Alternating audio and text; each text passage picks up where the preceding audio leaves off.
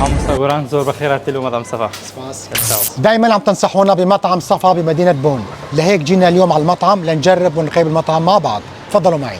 بدنا صحن مقبلات، لحم بالعجين، شفنا الكبة الموصلية، صحن مشاوي مشكل، صحن قص عراقي، هذا كل شيء. أي شخص بيجي على المطعم وبيطلب أي وجبة بينزلوا له خبز، مقبلات وكمان شوربة.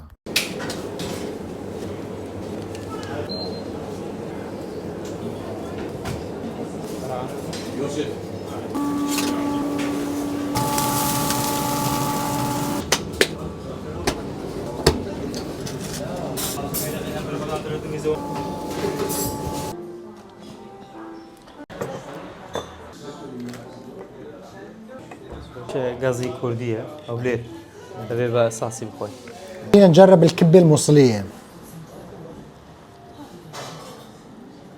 يا سلام، طعمتها بتجنن. المطاعم الكردية دائما معروفة بالشوربات، كتير طيبة. شوف الكباب الكردي كيف بيكون، ما فيك تشيلها، ما فيك تشيلها، مستحيل.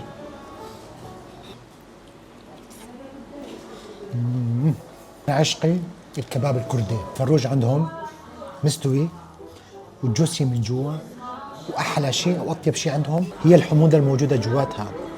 خلينا نجرب لحم بالعجين.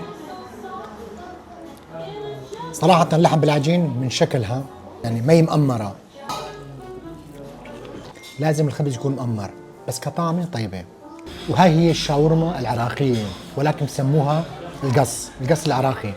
القص مع بقدونس مع بصل عليها السماء، صحتين. نجرب القوزي.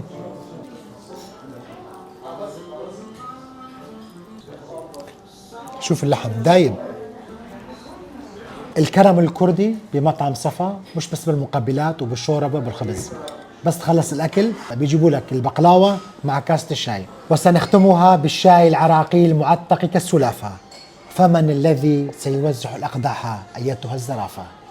أستاذ جولان، شو تقييمك لمطعم صفا في بون؟ اول شيء الكبه الموصليه عندهم توب، بس العراقي كثير طيب، المقبلات جيده، المشاوي عندهم كمان كثير طيبه وتوب، الشوربات كمان كثير طيبه، عندهم حتى لبن العيران هن بيعملوه كمان طيب، بس اللحم بالعجين ما كثير عجبني.